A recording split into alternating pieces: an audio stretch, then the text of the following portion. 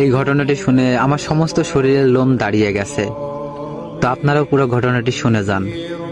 কোরআন প্রেমী এক মেয়ের কাহিনী। একটা মেয়ে ছিল, সে পবিত্র কোরআন পড়তে খুব ভালোবাসতো। সময় পেলেই কোরআন তেলাওয়াত করত। তার ব্যাগে সবসময় ছোট একটা কোরআন থাকতো। গাড়িতে বসেও সে কোরআন পড়তো। তার তেলাওয়াত এত মধুর ছিল যে কোনো পাষাণ ব্যক্তির মন গলে যেত। রাতে যখন ঘুম ভাঙতো তখনই সে কোরআন পড়তে শুরু করত।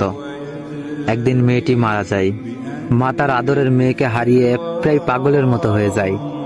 একদিন রাতে মা তার মেয়ের স্বপ্ন দেখে ঘুম ভেঙে যায়। হঠাৎ তার মা তার মেয়ের রুম থেকে কান্নার আওয়াজ শুনতে পায়। তিনি ভয়ে সেই দিন ওই ঘরে যাননি। পরের দিন সকালে তার বাবাকে জানান, কিন্তু সে বিশ্বাস করে না। পরের দিন রাতে তার মা আবার সেই কান্নার আওয়াজ শুনতে পায়।